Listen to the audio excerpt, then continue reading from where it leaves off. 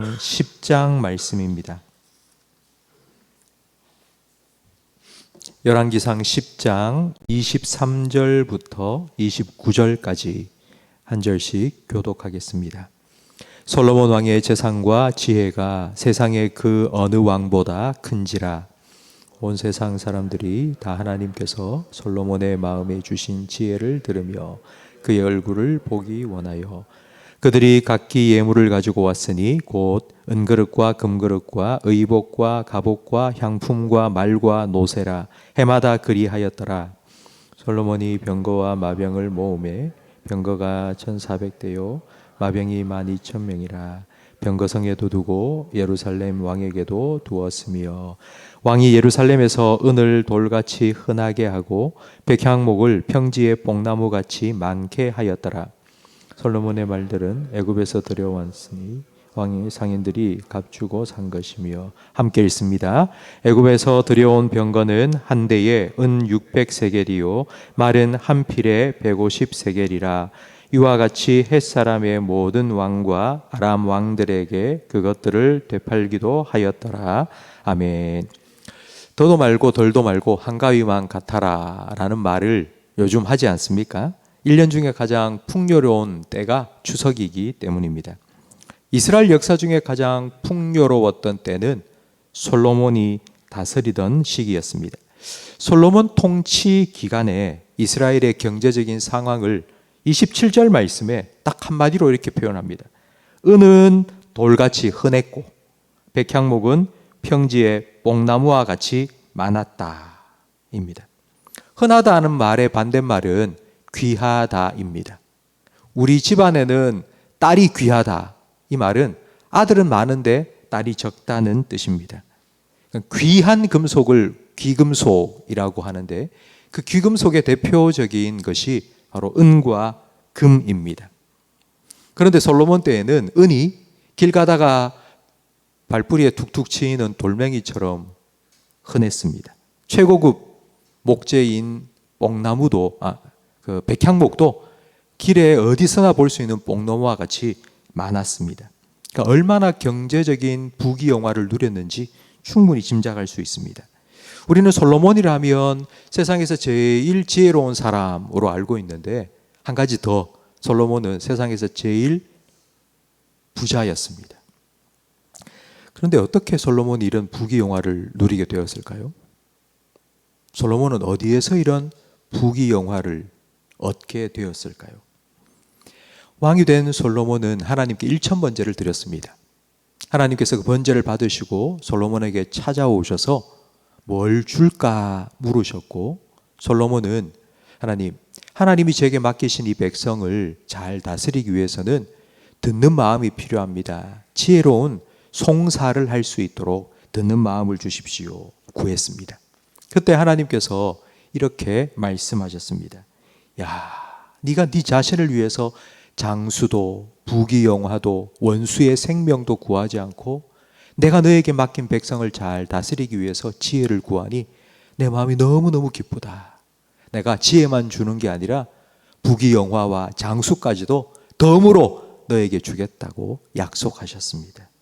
지혜와 재물, 이 둘 다 하나님께서 솔로몬에게 주신 것입니다. 하나님께서 왜 지혜와 부귀영화를 주셨을까요? 나 혼자 잘 먹고 잘 살라고 주신 것이 아니라 하나님께서 맡기신 사명을 잘 감당하라고 주신 것입니다. 사명은 하나님께서 우리를 이 땅에 보내신 목적입니다. 솔로몬은 왕의 사명을 받았고, 그리고 우리는 직장인으로서 또 부모로서 여러 가지 다양한 사명을 받았습니다. 각자에게 주신 사명은 다릅니다. 사명을 잘 감당하도록 하나님께서 주신 선물도 다 다릅니다. 우리도 솔로몬처럼 지혜도 받고 재물도 받으면 얼마나 좋겠습니까? 그런데 하나님께서 우리 똑같이 주시지는 않습니다. 예수님께서 주신 달란트 비유처럼 5달란트를 받은 사람 있고 2달란트를 받은 사람도 있고 1달란트를 받은 사람도 있습니다. 하지만 각자의 자리에서 각자의 은사를 받아서 각자에게 맡겨진 사명을 이루며 살면 됩니다. 하나님께서 주신 지혜와 재물을 하나님 맡기신 사명을 위해 잘 쓰고 있는지 어떻게 분간할 수 있을까요? 그걸 잘 분간할 수 있도록 하나님께서 주신 한 가지가 더 있습니다. 하나님께서 솔로몬에게 지혜도 주셨고 재물도 주셨을 뿐만 아니라 또 한 가지를 더 주셨는데 그게 바로 말씀입니다. 말씀은, 성경 말씀은 하나님께서 주신 지혜와 재물을 하나님 뜻대로 잘 사용하고 있는지 우리가 점검해 볼 수 있는 우리 인생 사용 설명서입니다. 과연 솔로몬은 이 인생 사용 설명서대로 하나님 주신 지혜와 재물을 잘 사용했을까요? 아닐까요? 오늘 본문 28절 말씀에 보면 우리가 솔로몬이 잘했는지 안 했는지 알 수 있습니다. 28절에 솔로몬의 말들은 애굽에서 들여왔으니 왕의 상인들이 값주고 산 것인데 애굽에서 들여온 병거는 한 대에 은 600세겔이고 말 한 필에는 150세겔을 주고 애굽에서 가지고 왔다고 기록되어 있습니다. 말과 병거는 전쟁을 치를 때 아주 유용하게 쓰이는 무기입니다. 그런데 그걸 애굽에서 가지고 왔습니다. 돈 주고 사가지고 왔습니다. 그러니 솔로몬은 국방력을 아주 강하게 했다라고 칭찬받아야 될 것 같은데 그건 우리 생각이고요. 하나님 생각은 그렇지 않습니다. 하나님께서 주신 말씀에 신명기 17장 16절 말씀에 보면 왕은 병마를 많이 두지 말 것이요 병마를 많이 얻으려고 애굽으로 돌아가지 말 것이니 이는 여호와께서 너희에게 이르시기를 너희가 이후는 바로 출애굽 이후입니다. 출애굽 이후에는 그 길로 애굽에게로 다시 돌아가지 말라. 하나님께서 분명하게 명령하셨습니다. 이 말씀을 알기 전까지만 해도 우리는 솔로몬이 참 부럽습니다. 야, 진짜 지혜롭고 거기다가 재물도 많고 하나님 참 불공평하시지 어떻게 이 둘 다 얻을 수 있나 참 부러웠는데 그런데 솔로몬이 하나님 말씀을 어기고 하나님이 하지 마라 한 걸 하나님 주신 돈 가지고 하고 있다는 것을 아는 이 순간 마음이 점점 불안해집니다. 과연 솔로몬이 어떻게 될까? 그 솔로몬의 인생이 앞으로 어떻게 될까? 하나님께서는 솔로몬에게 약속하신 지혜와 재물을 다 주셨습니다. 하나님은 신실하십니다. 그런데 솔로몬은 신실하지 못합니다. 하나님 주신 지혜와 재물을 하나님 말씀대로 잘 사용하지 못했습니다.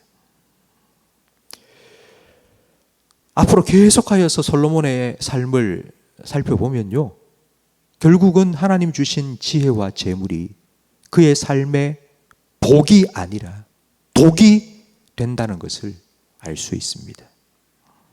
영국의 극작가인 오스카 와일드는 이런 말을 했죠. 하나님 없는 교육은 똑똑한 악마를 만든다.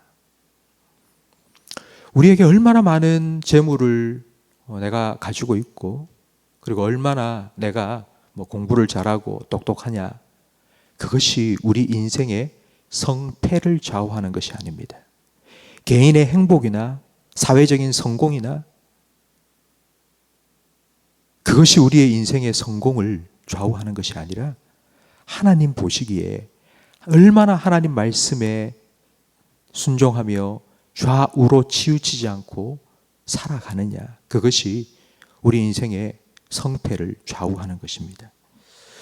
오늘 우리가 함께 불렀던 찬송가 380장의 후렴 가사처럼 하나님, 내가 살아가면서 하나님 주신 많은 것들을 누리며 살게 될 터인데 그것으로 인해서 하나님이 걱정하고 염려한 것처럼 내가 너무 많은 것을 누리기 때문에 하나님을 모른다 하지 않고 하나님이 없다 하지 않고 더 가까이 날마다 하나님 가까이 나아갈 수 있도록 주의 사랑의 줄로 나를 메어 주십시오.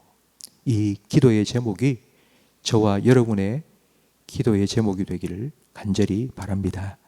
그래서 여러분 살아가는 동안 하나님께서 많은 은혜를 베풀어 주셔도 그것 때문에 하나님을 멀리하는 것이 아니라 그것 때문에 더 하나님을 가까이 하고 하나님 주신 사명을 더 잘 감당하여서 하나님 앞에 설 때에 잘했다 칭찬받고 하나님의 인정받는 그런 복된 인생을 살아가시기를 축복합니다. 기도하겠습니다. 하나님 아버지 감사합니다.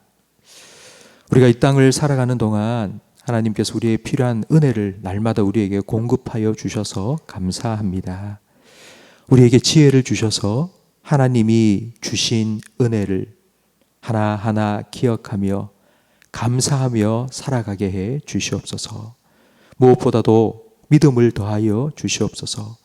하나님께서 왜 그런 은혜를 주셨는지 하나님의 뜻을 잘 분별하고 하나님의 뜻에 합한 삶을 말씀을 따라서 살아갈 수 있도록 주님 우리를 날마다 주님의 말씀에 묶어 주셔서 주님의 인도를 따라 말씀의 인도를 따라 좌우로 치우치지 아니하고 하나님을 향하여 오늘도 내일도 걸어갈 수 있도록 우리의 삶을 지켜주시고 인도해 주시옵소서.